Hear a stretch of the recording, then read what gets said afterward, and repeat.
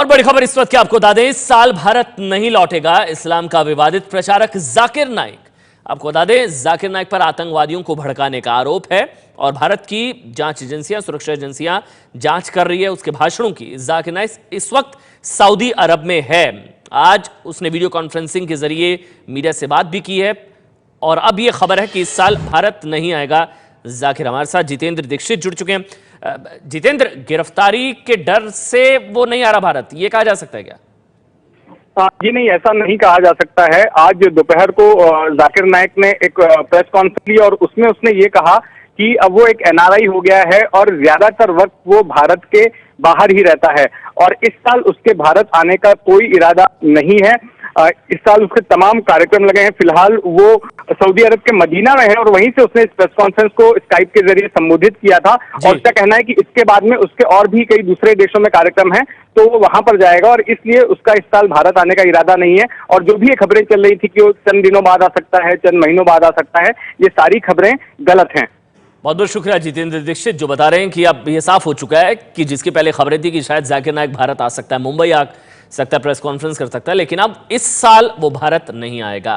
जाकिर नाइक ने, आपको बता दें, आज जिस तरह से जितेंद्र बता रहे थे कि स्काइप के जरिए प्रेस कॉन्फ्रेंस की और आरोपों के जवाब दिए, लेकिन इन जवाबों में भी कई इस तरह के जवाब थे जिसने विवाद खड़े कर दिए। आपको दिखाते हैं जाकिर नाइक ने आज क्या कुछ कहा, क्या कुछ बड़ी बातें रही।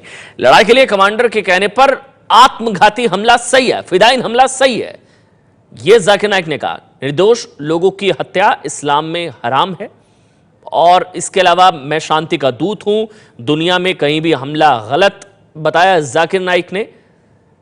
30 आरोपों के जवाब पेन ड्राइव में दिए हैं जाकिर नाइक ने। आपको बता दें, जाकिर नाइक की तकरीरों से ही प्रभावित होकर कुछ आतंकवादियों ने बांग्लादेश में हमला कर दिया था। देश में पढ़े लिखे और बड़े ओहदे पर कितने मुस्लिम, ये पता नहीं था जाकिर नाइक को। जाकिर नाइक ने कहा कि उन्होंने कभी आत्मघाती हमले को सही नहीं बताया, लेकिन युद्ध की स्थिति में आत्मघाती हमला जायज है। If suicide bombing is done as a terrorist attack where innocent people are killed, this is 100% condemned. It is not permitted in Islam. It is prohibited. It is haram. And it is the second major sin in Islam. But if it is used as a tactic of war, and it was used in the past, if you know, in World War II, Japan used it as a tactic of war. There were kamikaze pilots.